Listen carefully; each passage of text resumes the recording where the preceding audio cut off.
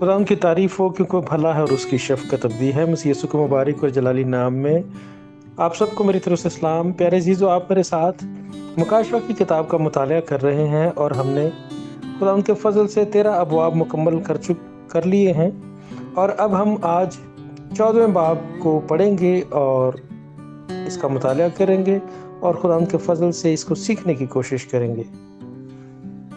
यीशु मसीह के नाम में बरकत पाइए। आज का दिन आपके लिए बरकत का सबब हो और खुदावंद आप पर अपना चेहरा जलवागर फरमाए, यीशु के नाम में, आमीन।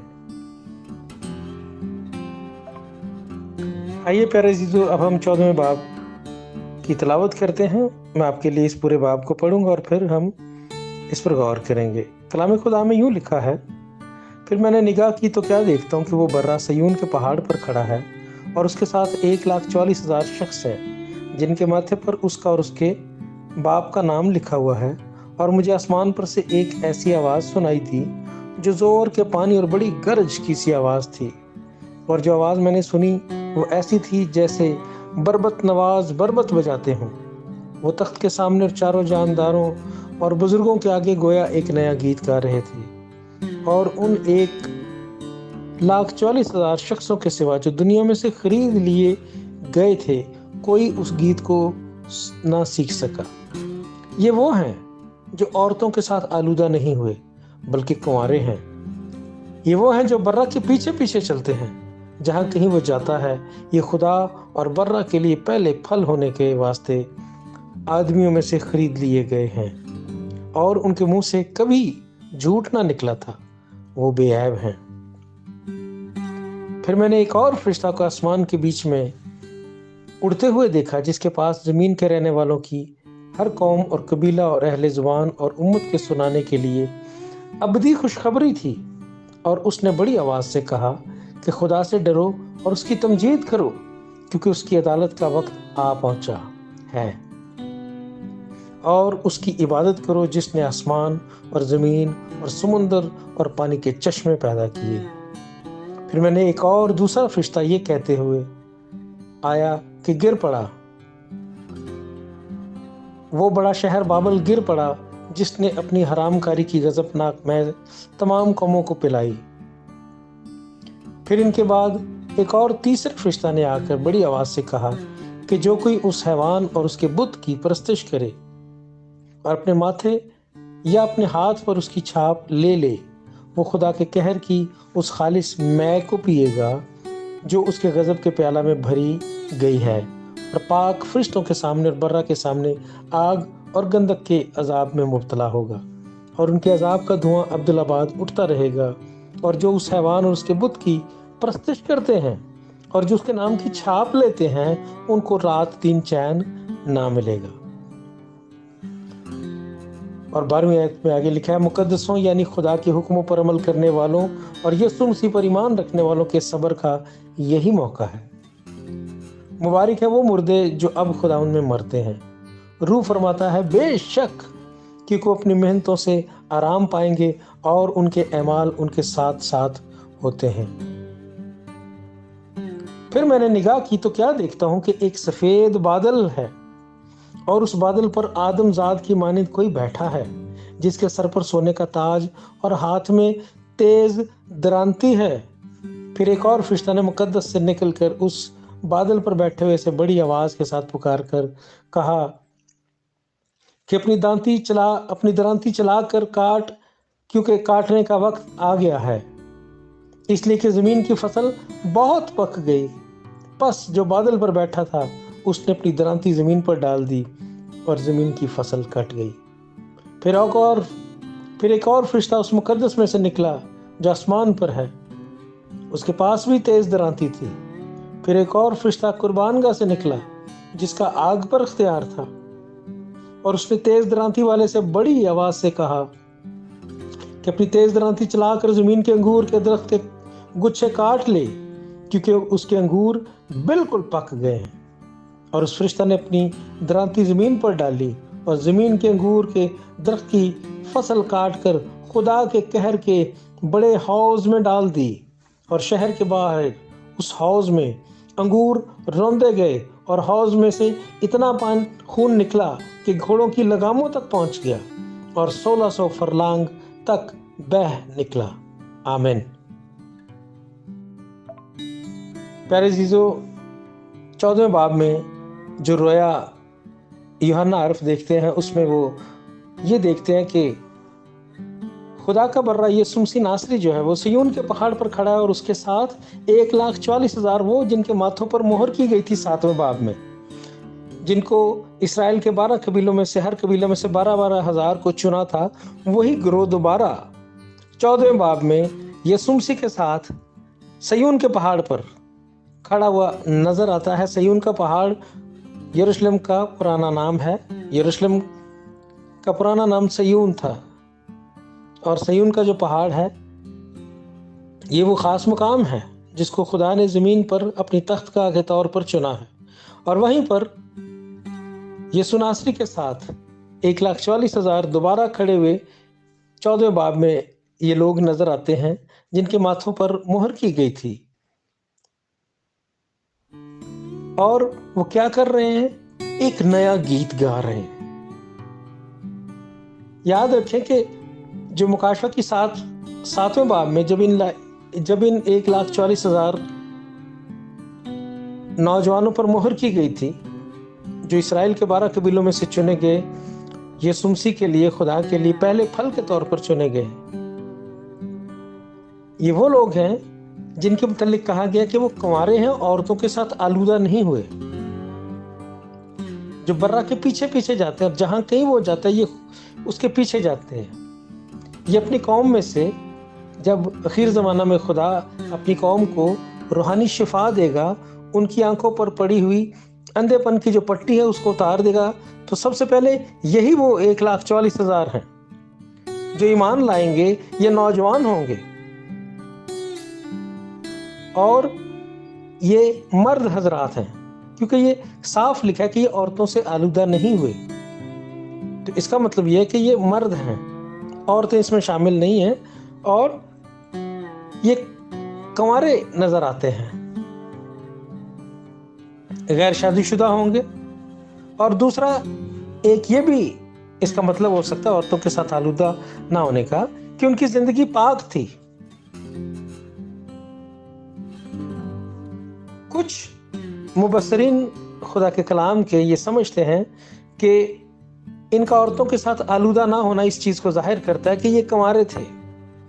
और दूसरा एक स्कूल ऑफ थॉट है, वो ये समझता है कि हो सकता है कि ये ऐसे पाकीज़ा नौजवान मर्द हों जिनका ताल्लुक सिर्फ और सिर्फ अपनी बीवी के साथ रहा हो, किसी और औरत के साथ कभी रहा ना हो, और पाकीज़गी की जिंदगी गुजारने वाले लोग हों।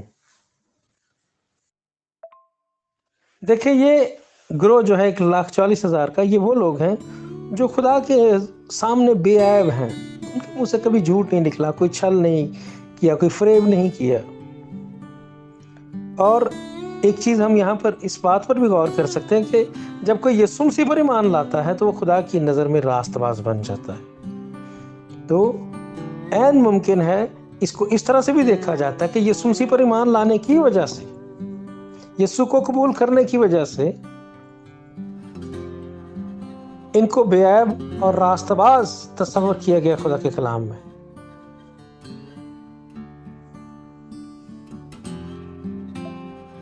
जैसा कि पहली आयत में बताया गया कि उनके माथे पर बर्रा का और खुदा का नाम लिखा हुआ है, बर्रा का और उसके बाप का नाम लिखा हुआ है।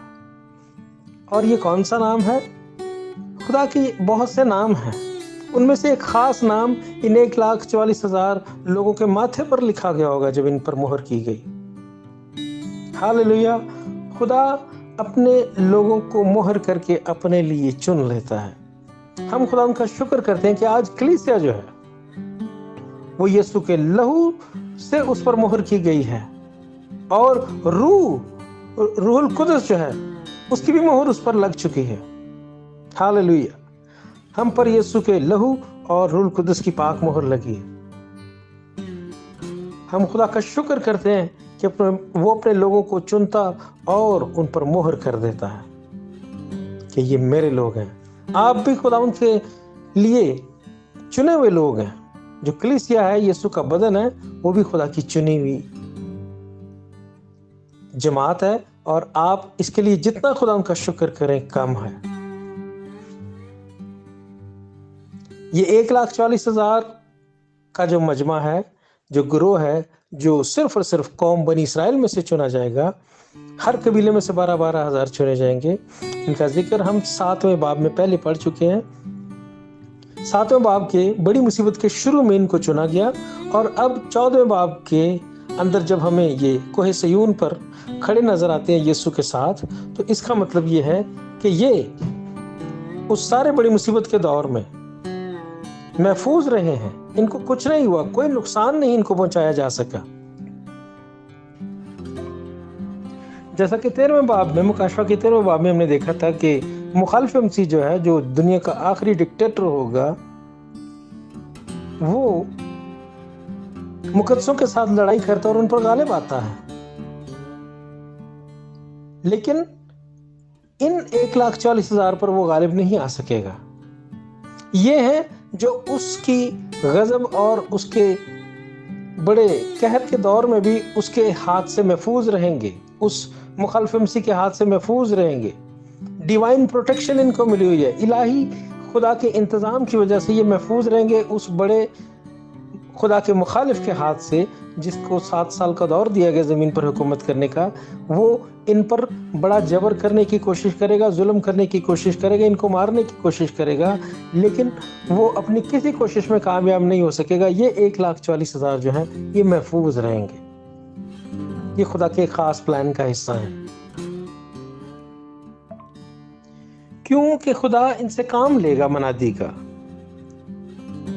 ये अंजील की मनादी करने वाले लोग होंगे, यीशु मसीह पर ईमान लाएंगे, और ईमान लाने के बाद पूरी दुनिया को और अपनी कौम को यीशु के मुतालिक बताएंगे और यीशु मसीह पर ईमान लाने की तलकीन करेंगे। और मनादी का काम जो है वो इस बड़ी मुसीबत के दौर में कलीसिया के आसमान पर जाने के बाद इनके हाथों में होगा। और इनके साथ साथ वो लोग जो इनके वसीला से कलाम को कबूल करेंगे, वो भी दूसरों को जरूर किसी न किसी तरह से यीशु मसीह पर ईमान लाने की बात करेंगे। तो हम खुदा का शुक्र करते हैं कि बड़ी मुसीबत के दौर में भी बड़ी मनादी का काम होगा, और बड़ी मनादी के साथ साथ बड़ी तब्दीली और बड़ी रूहानी रिवाइवल का भी दौर होगा, रूहानी बेदारी का भी दौर होगा। वो लोग जो यीशु का नाम लेंगे और उस हैवान की छाप मोहर अपने माथे और हाथ पर नहीं लगवाएंगे, वो कहर और अजाब और गजब को बर्दाश्त करेंगे जो मुखालिफ मसीह की तरफ से उन पर आएगा। लेकिन हम खुदा का शुक्र करते हैं कि वो उन दुखों का सामना करेंगे, मुसीबतों का सामना करेंगे, मगर उस हैवान की मोहर अपने हाथ और माथे पर नहीं लगवाएंगे। हालेलुया। हम खुदा उनका शुक्र करते हैं उस गिरोह के लिए, उन लोगों के लिए जो इस बड़ी मुसीबत के दौर में बचाए जाएंगे कलीसिया के आसमान पर जाने के बाद। अगली रोया में हम 6 आयत में देखते हैं 14वें बाब की, कि एक फरिश्ता नजर आता है आसमान के बीच में उड़ता हुआ, और उसके पास जमीन के रहने वालों के लिए, हर कौम, हर कबीला और अहले ज़ुबान और उम्मत के सुनाने के लिए अब्दी खुशखबरी है। अब अब्दी खुशखबरी वही अंजील की खुशखबरी है कि जो यीशु मसीह पर ईमान लाए वो कभी ना मरेगा, वो हमेशा की जिंदगी पाएगा। यही अब्दी खुशखबरी है इंसान के लिए। वो इंसान जिसको बाग़-ए-दन से मौत के हाथों में देकर खुदा के हुजूर से निकाल दिया गया था, उनके लिए अब्दी खुशखबरी इस अखीर ज़माना में एक फरिश्ता के जरिए भी सुनाई जाएगी। 1,40,000 लोग भी जो हैं वो भी मनादी कर रहे होंगे, दूसरे लोग भी जो उनके वसीला से तब्दील होंगे वो भी यीशु की मनादी कर रहे होंगे। उनके साथ साथ एक खास फरिश्ता भी जो है वो इस्तेमाल किया जा रहा है खुदा की खुशखबरी को फैलाने के लिए। कौमों और उम्मतों और लोगों को किसी ना किसी तरह से खुदा हर तरह से कायल करना चाहता है, ताकि लोग खुदा के तख्त के सामने अदालत के वक्त ये न कह सके कि हमें खुशखबरी नहीं सुनाई गई थी। इसलिए यीशु का वो कौल पूरा होगा कि इंजील की मनादी तमाम दुनिया में होगी, फिर खात्मा होगा, जैसा यीशु ने मत्ती की इंजील के 24वें बाब में कहा था। कलीसिया के आसमान पर जाने के बाद 1,40,000 लोग, दूसरे लोग जो उनके वसीला से ईमान लाएंगे यीशु मसीह पर, और उसके साथ साथ एक फरिश्ते को भी खास तौर पर इस्तेमाल किया जाएगा कि वो भी खुशखबरी के इस काम में हिस्सा डालें। इससे पहले खुदा ने कभी भी किसी फरिश्ते को अंजील की मनादी के लिए नहीं इस्तेमाल किया, लेकिन मुकाशफा के 14वें बाब में हम देखते हैं कि उस खास वक्त में, बड़ी मुसीबत के उस आखिरी हिस्सा में, एक फरिश्ता को भी खुदा इस्तेमाल करेगा कि वो मनादी का काम करे और दुनिया को बड़ी आवाज से चिल्ला चिल्ला कर कहे कि खुदा से डरो, उसकी तमजीद करो, उसकी अदालत का वक्त आ गया है, उसकी इबादत करो। उस दौर में जब दुनिया पर अबलीस का राज होगा, मुकम्मल राज होगा, और वो पूरी तरह से दुनिया को गुमराही में डाल चुका होगा, उस वक्त गुमराही में गिरे हुए इंसान को जो गुमराही की आखिरी हद तक जा पहुंचे होंगे, उस वक्त एक फरिश्ते को इस्तेमाल करना इस बात का सबूत है कि खुदा बचाने के लिए इंसानों को हर मुमकिन कोशिश करेगा, क्योंकि वो किसी की हलाकत नहीं चाहता, बल्कि चाहता कि सब की तौबा तक नौबत पहुंचे। इसलिए क्योंकि वक्त कम होगा, मगर फरिश्तों के पास जो ताकत होती है, जो जोर होता है, जो उनके पास एबिलिटीज होती हैं, सलाहियतें होती हैं, इसकी वजह से वो फरिश्ता जो है वो रोए ज़मीन पर कितनी जल्दी से ये काम कर सकता है, कौमों में, उम्मतों में, ग्रोहों में, जमातों में जाकर बात कर सकता है, इसका अंदाज़ा हम लगा सकते हैं। क्योंकि फरिश्ते हम जानते हैं कि उनके पास बहुत कुव्वत है, बहुत जोर है, उनको खुदा ने बहुत सलाहियतें दे रखी हैं।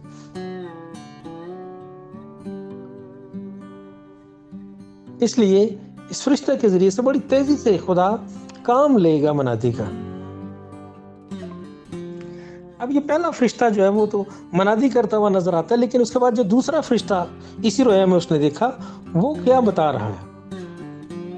वो बड़ी आवाज से बता रहा है कि बड़ा शहर जो बाबल है गिर पड़ा। अब बाबल वो जगह है रोए जमीन पर जहां से बुराई का आगाज हुआ था, खुदा की नाफरमानी का आगाज हुआ था। आदम के बागेदन से निकाले जाने के बाद खुदा के खिलाफ जो बड़ी बगावत, बड़ी नाफरमानी और सारी मकरूहात का जो ओरिजिन है, ये बाबल है, जिसको हम मौजूदा इराक कहते हैं। वहां से खुदा के खिलाफ हर तरह की झूठी तालीमात का आगाज हुआ था। इसलिए खुदा उस पॉइंट को हमेशा याद रखता है और उसने उस ही जगह को अपनी मुखालिफ जगह समझकर और उसको एक की पॉइंट बनाकर बाइबल में इस्तेमाल किया है कि बाबल जो है वो जो एक छोटी सी जगह है, लेकिन फिर उसकी तालीम, उसका जोर बढ़ता गया, तारीकी की कुव्वतें फैलती गई, रोए ज़मीन को उन्होंने पूरे अपने कब्जे में ले लिया है। और आखिर ज़माना में जब अबलीस राज करेगा तो सारी मकरूहात की तालीमात जो हैं वो गालिब आ चुकी होंगी उन इंसानों के ऊपर जो उसकी छाप अपने माथे और हाथों पर लगवा लेंगे, और वो खुदा की तालीमात को मुकम्मल तौर पर रिजेक्ट कर चुके होंगे। इसलिए इस आखिरी वक्त में जो बाबली रूह है वो दुनिया को अपनी गिरफ्त में ले चुकी होगी, और उस गिरफ्त को तोड़ने के लिए और सारे अबलीसों को, अबलीस और उसके सारे कारिंदों को सबक सिखाने के लिए और उनके सारे जोर को खत्म करके उनको अदालत में खुदा के सामने खड़े करने के लिए और आग और गंधक की झील में डालने के लिए जो लफ्ज इस्तेमाल हुआ है वो है कि बड़ा शहर बाबल गिर पड़ा। यानी वो वक्त आ गया कि जब सारे अबलीस के काम का उसे बदला दिया जाए और उसकी सारी सल्तनत को खत्म कर दिया जाए। ये जो बड़े शहर बाबल का गिर पड़ने का जो जुमला है वो इस बात को जाहिर करता है कि अबलीस और उसकी सारी सल्तनत को जब से उसने खुदा के खिलाफ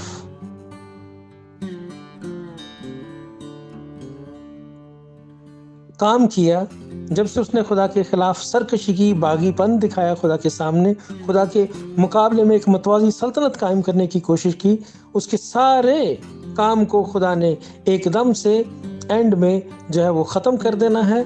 इसलिए उस सारे खुदा के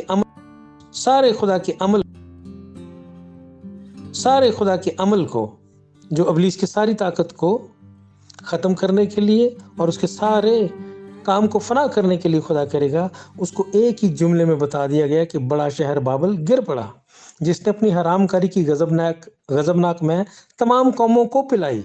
यानी हरामकारी का मतलब यहाँ पर यह है वो रूहानी हरामकारी, जिसमें खुदा के बजाय दूसरे गैर माबूदों को सजदा करने की तरफ दुनिया को राग़िब किया गया कि खुदा की बजाय दूसरे माबूदों को सजदा करो। इसलिए उस सारे झूठ को, उस सारे इब्लीसी फ्रेब को खुदा एकदम ख़त्म कर देगा और इब्लीस और उसके साथियों और उस पर ईमान लाने वालों को खुदा सज़ा देगा और आग और गंधक की झील में डाल देगा। और उसके सारे निज़ाम का ख़त्म हो जाना जो है एक ही जुमले में बताया गया कि वो बड़ा शहर बाबल गिर पड़ा। अब इन दो फरिश्तों के साथ साथ एक तीसरा फरिश्ता भी नजर आता है बाद में, जो बड़ी आवाज से ये पुकार कर बता रहा है कि जो कि उस हैवान और उसके बुत की प्रस्तिश करेगा और उस अपने माथे और अपने हाथ पर उसकी छाप लगवाएगा, मोहर लगवाएगा, उसको खुदा के कहर की खालिस मै को पीना पड़ेगा। अब ये जुमला भी, खुदा के कहर की खालिस मै को पीना पड़ेगा, खुदा के कहर के प्याले जब उल्टे जाएंगे, जो 7 फरिश्ते खुदा के 7 कहर के प्यालों को जमीन पर उल्टेंगे, तो ये वो खुदा के कहर की मैं ही जमीन के रहने वालों को पिलाई जाएगी। वो उन लोगों को जो उसके हैवान की मुहर अपने हाथों और माथों पर लगवा चुके होंगे, उनको खुदा के सख्त गजब का सामना करना पड़ेगा। जो जमीन पर बाकी लोग रह चुके होंगे, उनको पैगाम दिया जा रहा है कि अब तुम्हारे साथ क्या होने वाला है कि तुम्हें खुदा के कहर के खास प्याले में से जो जमीन पर उल्टा जाएगा उसको पीना होगा। यानी खुदा के कहर को अब तुम्हें बर्दाश्त करना होगा। क्यों? कि तुमने उस हैवान की छाप अपने माथे और हाथ पर लगवा ली और उसकी प्रस्तिश की है, उसके बुत की प्रस्तिश की है। खुदा की प्रस्तिश नहीं की, खुदा को सजदा नहीं किया, खुदा की इबादत नहीं की, बल्कि इस हैवान की इबादत की है। इसलिए अब खुदा के कहर और अजाब और गजब का तुम्हें सामना करना पड़ेगा। और खुदा के सरकश और बागी लोगों को जब आग और गंधक की झील में डाल दिया जाएगा, तो वो फिर उनका धुआं कभी भी नहीं खत्म होगा। अब्दुल्लाबाद तक उनका धुआं उठता रहेगा। जो उस हैवान और उसके बुत की प्रस्तिश करते हैं और उसके नाम की छाप अपने माथे पर लगवाएंगे, उनको रात दिन चैन ना मिलेगा। उनकी रूहें उस आग और गंधक की झील में हमेशा तड़पती रहेंगी। और खुदा के पाक फरिश्ते और बर्रा और उसके लोग उस धुएं को देखते रहेंगे दूर से। 12वीं आयत में बयान किया जाता है कि मुकद्दसों यानी खुदा के हुक्मों पर अमल करने वालों और यीशु मसीह पर ईमान रखने वालों के सब्र का यही मौका है। और मुबारक है वो मुर्दे जो अब से खुदा में मरते हैं। यहाँ पर उस दौर में जब इब्लीस मुखालिफ मसीह के सल्तनत के दौर में, जब वो लोग जो उसकी मुहर अपने हाथों और माथे पर नहीं लगवाएंगे बल्कि यीशु का नाम लेंगे और नजात के हकदार ठहरेंगे और उस मुखालिफ मसीह के सामने यीशु नाम को ललकारेंगे, तो उन्हें बड़ी बेदर्दी से कत्ल किया जाएगा। इब्लीस के कहर का उन्हें सामना करना पड़ेगा। लेकिन वो उनके जिस्म को सिर्फ मार सकता है, उनकी रूह को हलाकत में नहीं डाल सकता, उनकी जान को कुछ नुकसान नहीं पहुंचा सकता। इसलिए लिखा गया कि उस वक्त वो दिलेर लोग, वो निडर लोग, वो बहादुर लोग जो यीशु मसीह पर ईमान लाएंगे और शहीद बनकर खुदा की बादशाही में शामिल होंगे, उनको लिखा गया कि मुबारक है ये मुर्दे जो अब मर रहे हैं, ये लोग जो अब मर रहे हैं, उनको मुबारक कहा गया है। बेशक कोई भी ईमानदार कभी भी जब वो यीशु मसीह में मरता है तो वो मुबारक ही होता है। लेकिन इस दौर के लोगों को जो बड़ी मुसीबत के दौर में यीशु की गवाही देने पर कायम हो जाएंगे और उसकी मोहर अपने हाथों और माथे पर नहीं लगवाएंगे जो मुखालिफ मसीह की मोहर होगी, तो उनको बड़ी ईज़ा रसानी का सामना करना पड़ेगा। इसलिए 14वीं आयत में 13वीं आयत में लिखा है कि उनके अमाल जो हैं वो भी उनके साथ साथ होंगे। यानी आसमान पर उस दौर के लोगों की जो काविश है, जो मेहनत है, जो काम वो ज़मीन पर रहकर करेंगे और अपनी ज़ुबान से खुदा के खुदा होने का इकरार करेंगे और इब्लीस को सजदा नहीं करेंगे, उसके बुत को सजदा नहीं करेंगे, तो उनको बड़ा अजर मिलने वाला है आसमान पर। उनके अमाल को याद रखा जाएगा कि इन्होंने ज़मीन पर उस बड़े कहर के दौर में, बड़ी मुसीबत के दौर में मुखालिफ मसीह का सामना किया और बड़ी अजियत बर्दाश्त की और बड़ी दिलेरी का काम किया। बहुत निडर और बहादुर लोग होंगे वो, इसलिए उनके अमाल का बड़ा चर्चा होगा आसमान पर। उनको याद रखा जाएगा, उनके कामों को आसमान पर याद कराया जाएगा। जैसे किसी फिल्म को दिखाकर ट्रेलर दिखाया जाता है और शाबाश दी जाती है कि तुमने बड़ा काम किया, इस तरह उनके अमाल जो है उनके साथ साथ होंगे, आसमान पर उनकी बड़ी तारीफ की जाएगी। और 14वीं आयत में बताया गया कि एक सफ़ेद बादल है और उस बादल पर आदमजात की मानंद कोई बैठा है जिसके सर पर सोने का ताज और हाथ में तेज दरांती है। ये शख्सियत कोई और नहीं, ये यीशु मसीह है जो नज़र आते हैं, ताज पहने हुए, बादल पर बैठे हुए। और आदमजात का लफ्ज़ बार बार यीशु मसीह का ही टाइटल है, एक टाइटल है यीशु का जो इंजील मुक़द्दस में इस्तेमाल हुआ, दानियल की किताब में इस्तेमाल हुआ यीशु के लिए। ये वही शख्सियत है जो यीशु मसीह है जो बादल पर नज़र आती है 14वीं आयत में बैठे हुए। और उनके हाथ में क्या है? एक तेज दरांती है, दरांती जिससे फसल काटते हैं। अगर आपने फसल कटने का मंजर देखा है तो बड़ी दरांती होती है जिससे वो जल्दी जल्दी फसल को काटा जाता है। और एक फरिश्ता ने मुक़द्दस से निकलकर उस बादल पर बैठे हुए से बड़ी आवाज़ के साथ पुकार कर कहा कि अपनी दरांती चलाकर काट, क्योंकि काटने का वक्त आ गया, इसलिए कि ज़मीन की फसल बहुत पक गई। बस जो बादल पर बैठा था उसने अपनी दरांती ज़मीन पर डाल दी और ज़मीन की फसल कट गई।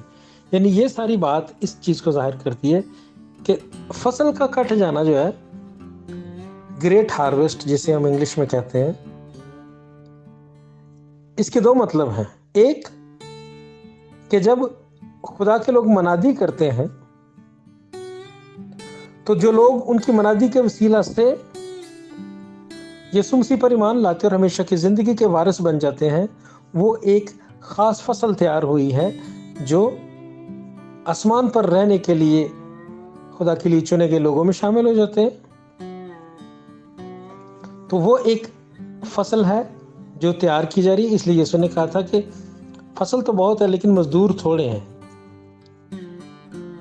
तो हमें दुआ करनी चाहिए कि खुदा जो है ज़्यादा से ज़्यादा मजदूर तैयार करे खुदा के खेत में काम करने के लिए, ताकि ज़्यादा से ज़्यादा लोग मनादी को करने वाले लोग हों और दुनिया को अंजील की मनादी सुनाने वाले लोग हों, ताकि वो लोग जो भी तक अंजील को नहीं जानते, अंजील के पैगाम को नहीं जानते, वो अंजील के पैगाम को जाने और उस पर ईमान लाएं। और अगर रिजेक्ट भी करें तो वो अपना बदला ज़रूर खुदा से ऐन वक्त पर पाएंगे।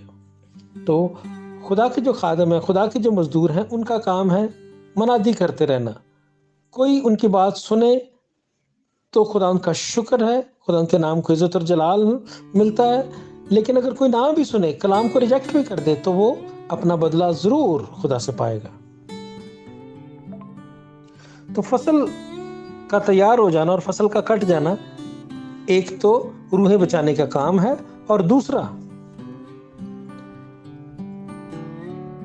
गुनाह आलूदा सरकश खुदा के बागी लोगों का उस हद तक पहुंच जाना, बागीपन की आखिरी हद को छू जाना, खुदा की मुखालफत में उस आखिरी हद को क्रॉस कर जाना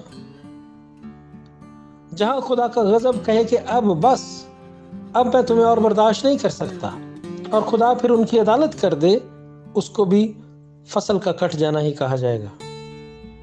तेज दरांती से उस फसल को काट दिया जाएगा, खत्म कर दिया जाएगा ऐसे लोगों को जो खुदा के मुखालिफ और सरकश हैं। उनको उनके कामों का बदला दिया जाएगा, उनको उनकी सोचों और ख्यालों का बदला दिया जाएगा, उनको उनके इब्लीस को परस्तिश करने का, उसके बुत को सजदा करने का और दूसरे माबूदों को सजदा करने का खुदा की बजाय दूसरे लोगों को सजदा करने का, दूसरे बुतों को सजदा करने का जो है बदला दिया जाएगा, और इसको भी फसल का कट जाना कहा जाएगा। यानी एक ग्रुप वो है जो ईमानदारों का है, उसकी फसल है, और दूसरी फसल वो है जो इब्लीस और उसके बागी और सरकश लोगों के, जो खुदा के नाफरमान हैं, खुदा के सरकश और बागी लोग हैं, जिनको खुदा अपने गजब के प्याला की सख्त मै पिलाएगा। यानी उनको खुदा के सख्त कहर और अजाब और गजब का उस वक्त जमीन पर सामना करना पड़ेगा। देखिए, एक तो वो लोग हैं जो खुदा के नाफरमान होते हैं और वक्त आने पर वो मर जाते हैं, तो उनको जिंदा करके आखिरी अदालत में आग और गंधक की झील में डाला जाएगा। लेकिन ये जो आखिर जमाना के बागी और सरकश लोग होंगे, जो जमीन पर जब इब्लीस सामने आकर राज करेगा और अपना बुत बनवाएगा और कहेगा कि इस बुत का सजदा करो, और वो खुदा की बजाय उस बुत को सजदा करेंगे, तो उनको सख्त खुदा के गजब का सामना करने पड़ेगा, क्योंकि आसमान पर से बहुत आफतें आएंगी यीशु मसीह के जमीन पर आने से पहले। एक बादशाह जब जमीन पर कब्जा लेने के लिए वापस आएगा, जो इस सारे कायनात का खालिक और मालिक है, तो वो अपने मुखालफों को जमीन पर से साफ कर देगा। 17-18 आयत में लिखा, फिर एक और फरिश्ता उस मुकद्दस में से निकला जो आसमान पर है, उसके पास भी तेज दरांती थी। फिर एक और फरिश्ता कुर्बानगाह में से निकला जिसका आग पर अख्तियार था। उसने तेज दरांती वाले से बड़ी आवाज से कहा कि अपनी तेज दरांती चलाकर जमीन के अंगूर के दरख्त के गुच्छे काट ले, क्योंकि उसके अंगूर बिल्कुल पक गए हैं। अब 17वीं और 18वीं आयत में एक फरिश्ता आसमान पर खुदा के मकदस से निकलता, उसके पास भी तेज दरांती है। यानी यीशु जो बादल पर बैठा उसके हाथ में तेज दरांती है। तो वो दरांती चलाने का मतलब ये है कि अपने नीचे जो यीशु के फरिश्ते हैं वो निकल रहे हैं खुदा के मकसद को सर अंजाम देने के लिए। और एक वो तीसरा फरिश्ता जिसका आग पर अख्तियार है, वो बड़ी तेज दरांती चलाने वाले से कहता है कि अपनी तेज दरांती चलाकर, यानी तेरी दरांती जो है वो बड़ी तेजी से चलती है, तो उसको तेजी से चलाकर जमीन के अंगूर के दरख्त जो है उनके गुच्छे काट ले, क्योंकि उसके अंगूर बिल्कुल पक गए। यानी खुदा के मुखालफीन की जो मुखालफत है वो इस हद तक पहुंच गई है कि अब उनको और बर्दाश्त नहीं किया जा सकता, अब इनको खत्म कर दे। इसलिए 19वीं आयत में लिखा है कि और उस फरिश्ता ने अपनी तेज दरांती जमीन पर डाली और जमीन के अंगूर के दरख्त की फसल काट कर खुदा के कहर के बड़े हौज में डाल दी। अब अंगूर जो है जब उनमें से उनसे मै बनाई जाती है, तो उनको काट कर एक बड़े हौज में डाल दिया जाता है और फिर उनको लताड़ा जाता है और पाँव से उनको जो है ना मसला जाता है, और फिर उनका जो रस जो होता है उसको उससे मै बनाई जाती है। ये पुराना तरीका था मै बनाने का, आज भी ऐसा तरीका इस्तेमाल किया जाता है और उसी मंजर को पेश किया जा रहा है, उसी तरह दिखाया जा रहा है, बताया जा रहा है कि खुदा ऐसे अपने मुखालफिन के साथ करेगा, अपने हौज में उनको डालेगा और उनको लताड़ लताड़ कर, उनको मसल मसल कर उनका कचूमर निकाल देगा। तो इंसान के अंदर तो खून होता है, खून बह जाता है ना जब उसको कत्ल किया जाता है, मारा जाता है। तो क्या कहा जा रहा है कि खुदा के कहर के बड़े हौज में उनको डाल दिया गया और शहर के बाहर उस हौज में अंगूर रौंदे गए और हौज में से इतना खून निकला कि घोड़ों की लगामों तक पहुंच गया और 1600 फरलांग तक बह निकला। यह आखिरी आयत है, 20वीं आयत है कि शहर के बाहर, कौन से शहर के बाहर? खुदा का शहर सयून, जहां पर यीशु 1,40,000 के साथ खड़ा है, जहां यीशु की वापसी होगी। वहां पर खुदा के मुखालफिन को खुदा की सख्त मुखालफत का सामना करना पड़ेगा और उनको खुदा के कहर की वजह से जब उन पर मौत आएगी तो बड़े बुरे तरीके से खुदा के सामने वो मरेंगे और उनके मरने से जो खून बहेगा उन लोगों का, खुदा के मुखालफिन का, उसका एक एस्टिमेट बताया जा रहा है, आपको समझाया जा रहा है रोया में कि घोड़े की लगाम जो होती है वो, आपको पता है कि जब घोड़ा ज़मीन पर खड़ा हो तो लगाम तो उसके मुंह में होती है, तो घोड़ा जब ज़मीन पर खड़ा होता है अपने पाँव पर तो लगाम काफ़ी ऊंची होती है ज़मीन से। तो इतना ऊंचा अगर एक हौज हो, एक टब बनाया जाए जिसकी ऊंचाई इतनी ऊंची हो कि जितना ज़मीन से घोड़े का मुंह ऊंचा होता है, जहां पर उसके मुंह में लगाम डाली जाती है, और उसका रेडियस जो है यानी उसका अहाता जो है वो 1600 फरलांग, जिसको अगर कैलकुलेट किया जाए तो तमाम मुबस्सिरीन का इस एक नुक्ते पर इत्तफाक है कि ये 200 मील का रकबा बनता है। 200 मील का रकबा बनता है, 200 बाय 200 यानी 200 ज़रब 200 मील का रकबा बनता है। तो इतना अगर बड़ी जगह हो और उसकी ऊंचाई घोड़े की लगाम जितनी हो तो इतनी जगह खून से भर जाएगी, इतना खून बहेगा खुदा के मुखालफिन का, क्योंकि खुदा के हौज में उनको डाला जाएगा। और ये जो खुदा के कहर के प्याले हैं, खुदा के कहर का जो प्याला है, जब वो उल्टा जाएगा तो खुदा के मुखालफिन को फिर बदला दिया जाएगा और ज़मीन पर से उनका सफाया कर दिया जाएगा। यहाँ पर तो सिर्फ हम यरूशलेम शहर के बाहर जो बड़ी घुमसान की जंग होगी, जब यीशु की आमद होगी, आसमान पर से आग और गंधक के गोले बरसाए जाएंगे, और इसका मंजर हम देख सकते हैं। ज़करिया की किताब में लिखा है कि उनकी आंखें भी जो है वो खड़े खड़े गल जाएंगी, सड़ जाएंगी, और खुदा के जो लोग हैं वो फिर 7 महीने तक इनकी लाशों को दफनाते रहेंगे। तो खुदा जो है अपने मुखालफिन को, जो उस वक़्त यरूशलेम को घेरे होंगे, और इब्लीस जो यरूशलेम पर में अपना तख्त लगाकर बैठा होगा, वहाँ पर से उसको पकड़कर, उसको और उसके साथ उसके झूठे नबी को भी पकड़कर जिंदा आग और गंधक की झील में डाल दिया जाएगा। यह है खुदा का वो इंतकाम जो वो अपने मुखालफिन से उस वक्त लेगा। खुदा की तारीफ हो कि जब हमने मुकाशवा की किताब का जो 13वां बाब पढ़ा था, तो उसमें हम देख रहे थे कि इब्लीस और मुखालिफ मसीह के जो कंट्रोल होगा ज़मीन पर, उसको दिखाया जा रहा था और कैसा भयानक दिखाया जा रहा था। मगर मुकाशवा की किताब का जो 14वां बाब है, जिसको आज हमने पढ़ा और इसका मुताला किया, ये उस 13वें बाब का जवाब है। जो इब्लीस अपनी सल्तनत कायम करेगा, ये 14वां बाब उसका जवाब है। और याद रखें कि 14वें बाब को में जो तफसीलात, जो रोयाएं दिखाई गई मुकद्दस यूहन्ना को, जिसने मुकाशवा की किताब को तहरीर किया गया, ये वो खुदा के कहर के प्याले उलटने जाने से पहले उसको रोया में ये चीज़ें दिखाई गई कि ऐसे एंड होगा सब चीज़ों का, और इब्लीस का और खुदा के मुखालफिन का एंड कैसे होगा। तो अजीज़ों, खुदा आपको बरकत दे, खुदा आपके साथ हो और आपको खुदा संभाल कर रखे। यीशु की आमद के लिए तैयार रहें और अपनी ज़िंदगी को खुदा के ताबे रखें, खुदा में कायम रहें, और खुदा आपके सब घराने के अफराद को संभाले, और आप सब यीशु मसीह में खुश और आबाद रहें। यीशु के नाम में बरकत पाएं। आमीन। God bless you all.